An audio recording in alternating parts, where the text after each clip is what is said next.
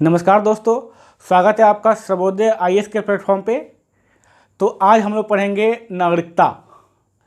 नागरिकता पर हम एक वीडियो पहले ही बना चुके हैं जिसमें हम आपको नागरिकता क्या होता है, नागरिक और विदेशियों के बीच, शक्तियों के बीच क्या अंतर होता है, फिर हम लोग पीआईओ, ओसीआई और एनआरआई, इन तीनों के बारे में हम लोग पिछले वीडियो में पढ़ चुके हैं।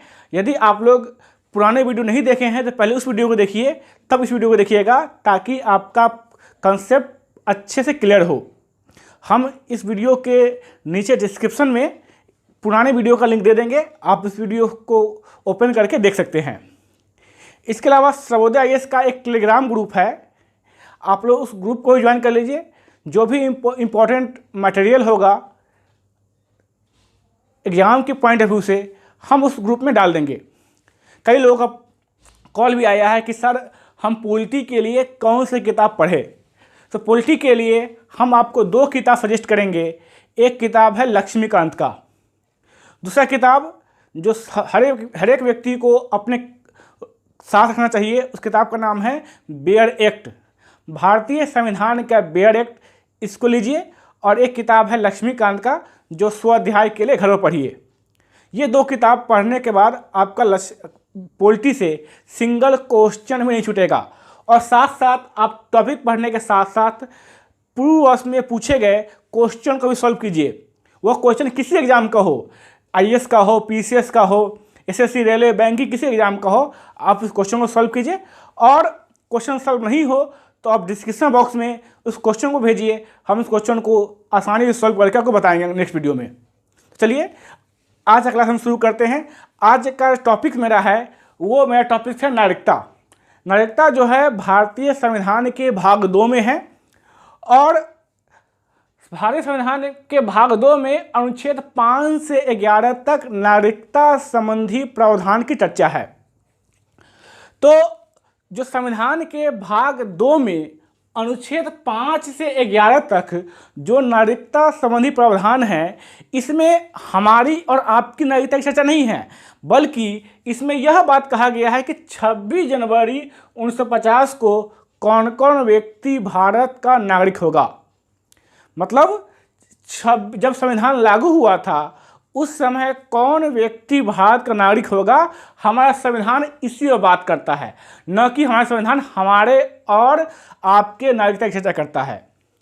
ठीक है, तो संविधान के अनुच्छेद 5, 6, 7, 8 में इस बात की चर्चा है कि संविधान लागू होने के समय कौन कौन व्यक्ति भारत का नागरिक होगा। अब अनुच्छेद 5 से 11 तक क्या है, नागरिकता संबंधी प्रावधान दिया गया है। तो हम लोग पहले हर एक आर्टिकल को देख लेते हैं। वैसे परीक्षा की दृष्टि से ये आर्टिकल उतना महत्वपूर्ण नहीं है। यदि आप यूपीएससी और बीपीएससी, यूपीसीएस, जेपीएससी, राजस्थान पीसीएस या किसी पीसीएस एग्जाम में तैयारी कर रहे हैं तो उस परीक्षा की दृष्टि से ये आर्टिकल उतना महत्वपूर्ण नहीं है। क्या महत्वपूर्ण है हम वीडियो को लास्ट में बताएंगे, और तब तक आप लोग वीडियो पूरा देखिएगा। चलिए, तो हम लोग आर्टिकल भी देख लेते हैं और साथ साथ इससे रिलेटेड जो क्वेश्चन पूछा गया है उस पर भी हम लोग लास्ट में चर्चा करेंगे। तो आर्टिकल 5 में है कि जिस व्यक्ति का भारत में डोमिसाइल है, जिस व्यक्ति का भारत में अधिवास है, वह व्यक्ति भारत का नागरिक होगा। जिस व्यक्ति का भारत में अधिवास है वह व्यक्ति क्या होगा, भारत का नागरिक होगा। परंतु इसके साथ साथ कुछ कंडीशन भी दिया हुआ है कि अधिवास के साथ साथ उस व्यक्ति का जन्म भारत में होना चाहिए। मतलब उस व्यक्ति का जन्म क्या हो, जन्म भारत में हो और उसका क्या हो, अधिवास हो, तो वह व्यक्ति क्या होगा, भारत का नागरिक होगा। या फिर अधिवास हो और उस व्यक्ति के माता पिता का जन्म भारत में हुआ हो, माता पिता का जन्म भारत में हुआ हो, तो व्यक्ति क्या होगा, भारत का नागरिक कहलाएगा। ठीक है, या फिर संविधान लागू होने से पूर्व 5 वर्ष से भारत में निवास कर रहा हो। तो यह किसी व्यक्ति का अधिवास है और भारत में जन्म हुआ है, वह व्यक्ति भारत का नागरिक होगा। या फिर अधिवास है और उसके माता पिता का जन्म भारत में हुआ है, व्यक्ति भारत का नागरिक होगा। या फिर अधिवास है और व्यक्ति संविधान लागू होने से 5 वर्ष पूर्व से भारत में निवास कर रहा है, तो व्यक्ति क्या होगा, भारत का नागरिक कहलाएगा। किसके अनुसार? अनुच्छेद 5 के अनुसार। अब देखते हैं अनुच्छेद 6 क्या है। अनुच्छेद 6 में क्या है कि ऐसे व्यक्ति जो पाकिस्तान से इंडिया माइग्रेट किए हैं, migrated from Pakistan to India, ऐसे व्यक्तियों के नागरिकता की चर्चा कहाँ किया गया है? आर्टिकल 6 में किया गया है। अब इसके लिए एक कट ऑफ डेट घोषित किया गया है। वो कट ऑफ डेट क्या है? वो कट ऑफ डेट है 19 जुलाई 1948। कई लोगों का प्रश्न होता है कि ये डेट क्यों दिया गया है। तो भारत से पाकिस्तान जाने और पाकिस्तान से इंडिया आने हेतु जो रीसेटलमेंट परमिट सिस्टम है, रीसेटलमेंट परमिट सिस्टम, रीसेटलमेंट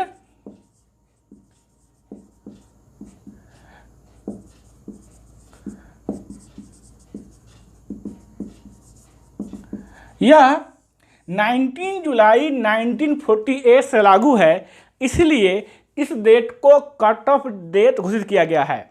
तो ऐसा कोई भी व्यक्ति जो अविभाजित भारत में पैदा हुआ है और 19 जुलाई 1948 से भारत में आ गया था, वह व्यक्ति भारत का नागरिक होगा। अनुच्छेद 6 का ख कहता है कि ऐसा व्यक्ति जो पाकिस्तान से इंडिया माइग्रेट हुआ है, कब? 19 जुलाई 1948 के बाद, वह व्यक्ति भारत का नागरिक होगा, बशर्ते संविधान लागू होने से पहले उसने अपना पंजीकरण करवा लिया हो। लेकिन इसकी शर्त है कि पंजीकरण तभी होगा जब संविधान लागू होने से 6 माह पूर्व वह भारत में निवास कर रहा हो। ठीक है, अब आते हैं हम अनुच्छेद 7 में। अब जब देश का विभाजन हुआ था तो बहुत सारे लोग इंडिया से पाकिस्तान माइग्रेट हो गए थे, लेकिन जब वहाँ स्थिति उन्होंने देखा तो पुनः क्या हुआ? पुनः वह पाकिस्तान से इंडिया माइग्रेट चले आए।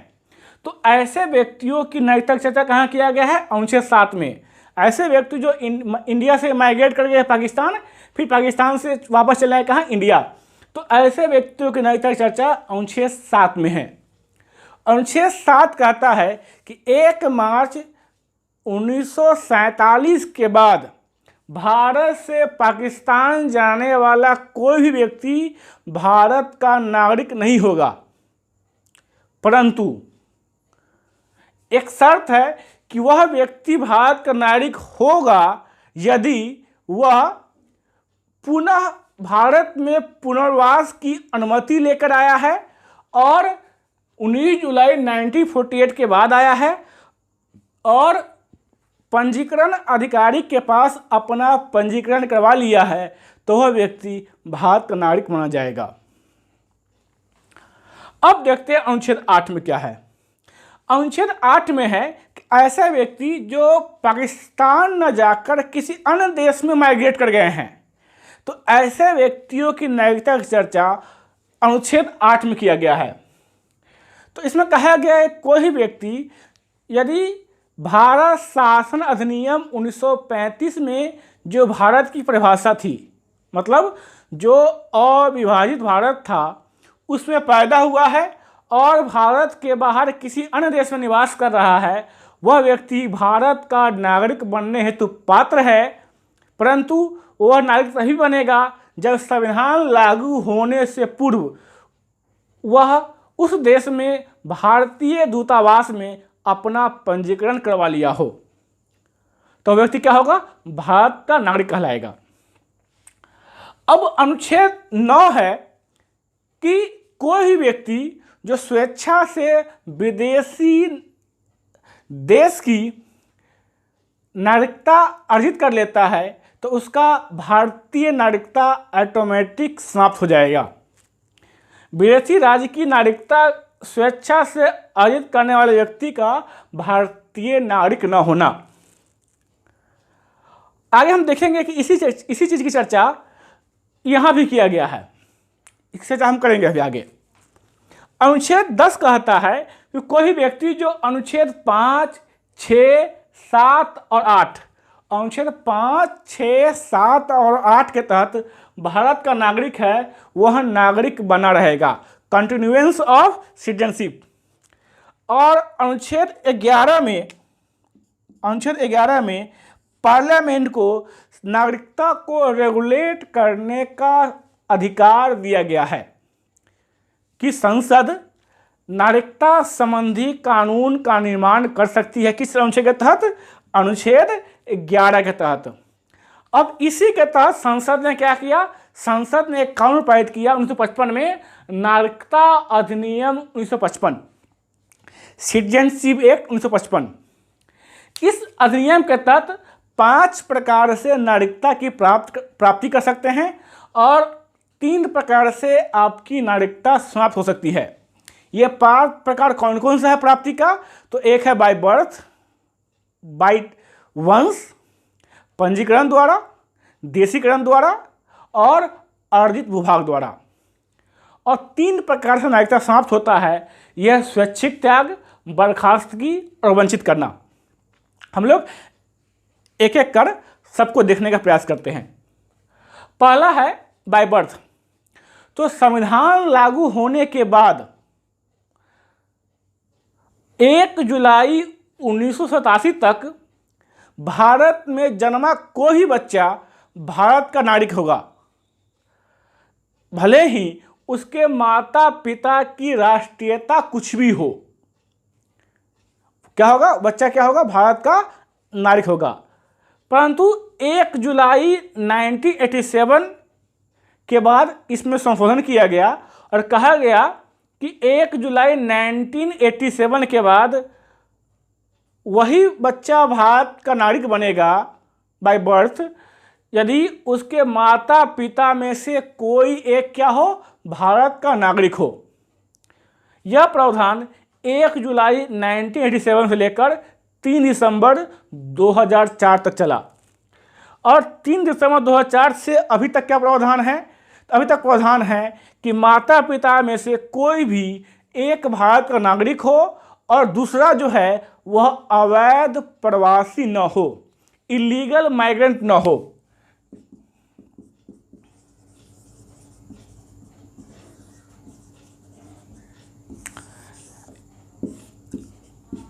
अवैध प्रवासी न हो।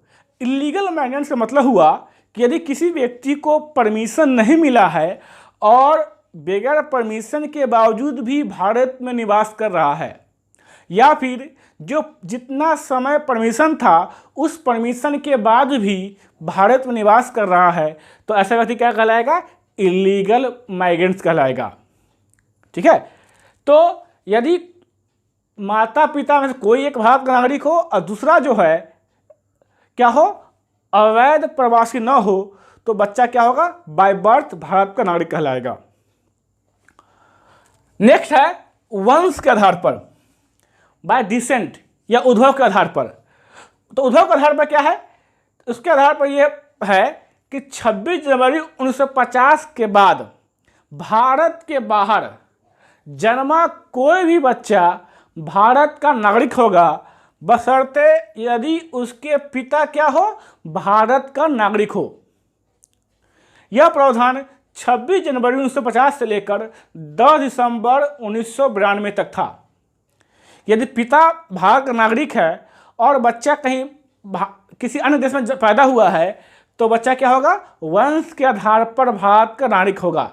परंतु कंडीशन है कि उसके जन्म के 1 वर्ष के भीतर जो वाणिज्यिक दूतावास है वहाँ पर उसका पंजीकरण कराना अनिवार्य है, अन्यथा उसका नागरिकता समाप्त हो जाएगा, नागरिकता नहीं रहेगा।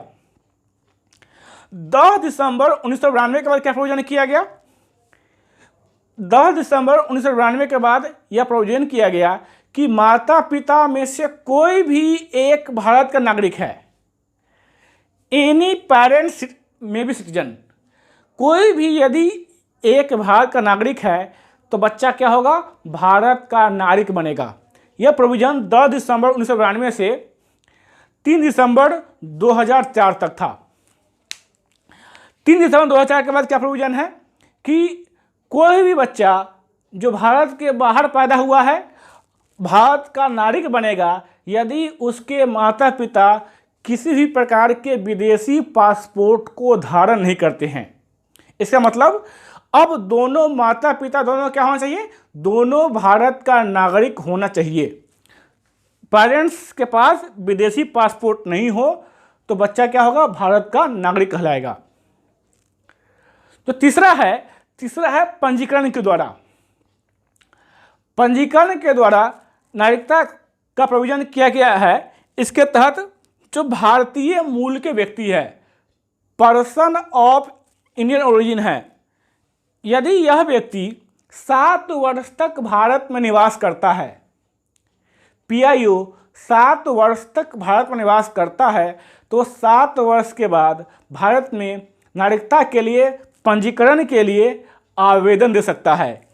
लेकिन आवेदन करने से पूर्व 12 माह की अवधि तक लगातार और इस 12 माह की अवधि से पूर्व 8 वर्ष में कम से कम 6 वर्ष भारत में निवास किया हो, तभी वह पंजीकरण के माध्यम से नागरिकता का आवेदन दे सकता है। दूसरा है कि वह व्यक्ति जिसने भारतीय नागरिक से विवाह किया हो और आवेदन करने से पूर्व 7 वर्ष तक भारत में निवास किया हो, तो वह व्यक्ति क्या होगा, भारत का नागरिक कहलाएगा। जैसे यूपीए के प्रेसिडेंट है, उसको नागरिकता इसी प्रोविजन के तहत दिया गया है। तो पीआईओ 7 वर्ष तक भारत में रहे तो नागरिकता के लिए अपील कर सकता है, परंतु 8 वर्ष में 6 वर्ष भारत में रहा हो और पिछले 12 माह से लगातार भारत में रह रहा हो, तो वह नागरिकता के लिए आवेदन दे सकता है। और कोई भारतीय नागरिक की पत्नी नागरिकता के लिए आवेदन कर सकती है यदि वह 7 वर्ष से भारत में निवास कर रहे हों।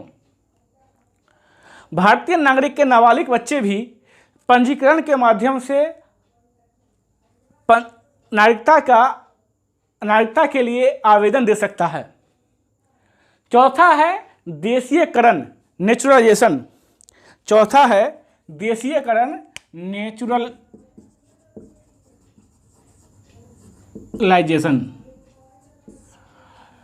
इसमें क्या प्रोविजन है कि कोई व्यक्ति 12 वर्ष से भारत में निवास कर रहा हो, कोई व्यक्ति 12 वर्ष से भारत में निवास कर रहा हो, वह देशीयकरण के माध्यम से नागरिकता के लिए आवेदन दे सकता है। परंतु शर्त यह है कि पिछले 14 वर्ष में वह 11 वर्ष भारत में रहा हो और पिछले 12 माह से लगातार भारत में निवास कर रहा हो, तो वह देशीयकरण के माध्यम से नागरिकता के लिए आवेदन दे सकता है। कंडीशन है कि इस अधिनियम के तीसरी अनुसूची में जो योग्यता दिया गया है उसको वह पूरा करता हो। साथ साथ प्रथम अनुसूची में निर्दिष्ट देश का नागरिक न हो। मतलब प्रथम अनुसूची मतलब जो राष्ट्रमंडल देश हैं जैसे आयरलैंड, तो ऐसा देश का नागरिक न हो तो वह व्यक्ति देशीयकरण के माध्यम से नागरिकता के लिए आवेदन दे सकता है। साथ साथ यह भी है कि वह भारतीय संविधान के प्रति आदर रखे, अच्छे चरित्र का हो। यह सब भी क्राइटेरिया देशीयकरण के माध्यम से देखा जाएगा। परंतु यदि किसी व्यक्ति ने विज्ञान, दर्शन, कला, साहित्य, विश्व शांति और मानव प्रगति के लिए कार्य किया हो, तो जो क्राइटेरिया दिया गया है इन सब क्राइटेरिया से सरकार शर्त हटा सकती है। मतलब इन सब क्राइटेरिया के बिना भी उसको नागरिकता दिया जा सकता है। और पांचवा है अर्जित भूभाग। पांचवा है अर्जित भूभाग। यदि आज़ादी के बाद जो भी क्षेत्र भारत का हिस्सा बना है तो उस क्षेत्र में रहने वाले व्यक्ति की नागरिकता कैसे भारत की नागरिकता बनेगी। तो इसके लिए तरीका है कि भारत सरकार एक विज्ञप्ति जारी कर उसकी नागरिकता संबंधी घोषणा कर सकती है। तो ये कुल 5 प्रकार हुए जिसके माध्यम से नागरिकता प्राप्त किया जा सकता है। अभी हाल ही में देशीयकरण के माध्यम से नागरिकता संबंधी प्रावधान में कुछ संशोधन किया गया है, जिसके लिए काफ़ी ज़्यादा विवाद हुआ। इसकी चर्चा जब हम लोग एनआरसी पढ़ेंगे तो हम लोग देशीयकरण पर पूर्ण चर्चा करेंगे। तब तक इसको यहाँ छोड़ते हैं और देखते हैं कि नागरिकता की समाप्ति कितने तरीके से हो सकती है। तो नागरिकता की समाप्ति 3 तरीके से हो सकती है। पहला है स्वैच्छिक त्याग। कोई व्यक्ति स्वेच्छा से अपनी नागरिकता त्याग सकता है। कोई व्यक्ति स्वेच्छा से एक उद्घोषणा के माध्यम से अपनी नागरिकता का परित्याग कर सकता है। परंतु 2 क्राइटेरिया है कि जब भारत युद्धरत हो तो युद्धरत भारत में ऐसी घोषणा को रोका जा सकता है। जब भारत क्या हो, युद्धरत हो, तो ऐसी उद्घोषणा को रोका जा सकता है। और यदि किसी व्यक्ति ने स्वेच्छा से अपनी नागरिकता का परित्याग कर दिया है तो उसके जो नाबालिग बच्चे हैं उसकी भी नागरिकता समाप्त हो जाएगी। परंतु बच्चा जब वयस्क होगा तो 1 वर्ष के भीतर, मतलब वयस्क होने के 1 वर्ष के भीतर पुनः उद्घोषणा करके वह भारत का नागरिक बन सकता है। ठीक है। दूसरा है बर्खास्तगी। तो बर्खास्तगी कुछ भी नहीं है, जो भारतीय संविधान का आपने अनुच्छेद 9 पढ़ा है वही बर्खास्तगी है, कोई भी अंतर नहीं है। कोई भी व्यक्ति जो किसी अन्य देश की नागरिकता ग्रहण करेगा उसका भारतीय नागरिकता समाप्त कर दिया जाएगा। ठीक है। परंतु युद्धरत भारत में ऐसी घोषणा को रोका जा सकता है। और तीसरा है वंचित करना। किसी व्यक्ति को नागरिकता से वंचित किया जा सकता है। इसके लिए प्रोविजन ये है कि व्यक्ति ने क्या किया है, व्यक्ति ने नागरिकता की प्राप्ति कपटपूर्ण तरीके से किया है, मतलब फर्जी डॉक्यूमेंट के माध्यम से नागरिकता प्राप्त किया है तो उसकी नागरिकता क्या होगा, समाप्त कर दिया जाएगा।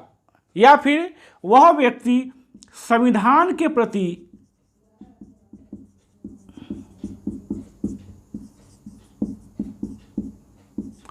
अनादर दर्शाता है, संविधान के प्रति अनादर दर्शाता है, तो क्या होगा, उसकी नागरिकता समाप्त कर दी जाएगी। या फिर जब भारत युद्धरत है तो युद्धरत भारत में वह शत्रु देश के साथ व्यापार एवं संचार संपर्क स्थापित करता है तब भी उसकी नागरिकता समाप्त हो जाएगी। या फिर नागरिकता प्राप्ति के 5 वर्ष के भीतर वह 2 वर्ष क्या किया है, जेल में ही बिताया है, तब भी उसकी नागरिकता समाप्त हो जाएगी। या फिर नागरिकता प्राप्ति के बाद वह 7 वर्ष तक भारत से बाहर निवास किया है तब भी उसकी नागरिकता समाप्त कर दी जाएगी, मतलब उसको नागरिकता से वंचित कर दिया जाएगा। तो ये रहा आज का हमारा संविधान का भाग 2।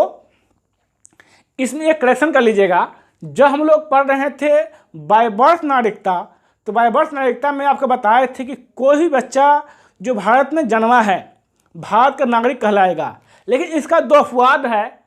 अपवाद यह था कि शत्रु देश के व्यक्ति और विदेशी राजनयिक के व्यक्ति को यह सुविधा प्राप्त नहीं है। मतलब इनके बच्चा भारत में पैदा होगा तो इनका बच्चा भारत का नागरिक नहीं कहलाएगा। तो आप वहाँ ऐड कर लीजिएगा। तो तब तक के लिए धन्यवाद। हम लोग अगले वीडियो में मिलेंगे। अगले वीडियो में हम लोग जो नागरिकता संबंधी प्रमुख मुद्दे हैं, एनआरसी, एनपीआर, शरणार्थी संकट, हम लोग उन सब मुद्दों पर चर्चा करेंगे। तब तक के लिए आप लोग वीडियो को लाइक कीजिए, सब्सक्राइब कीजिए, और आपको समझ में नहीं आया है तो वीडियो को दोबारा देख लीजिए। फिर भी आपको समझ नहीं आ रहा है तो कमेंट बॉक्स में कमेंट कीजिए।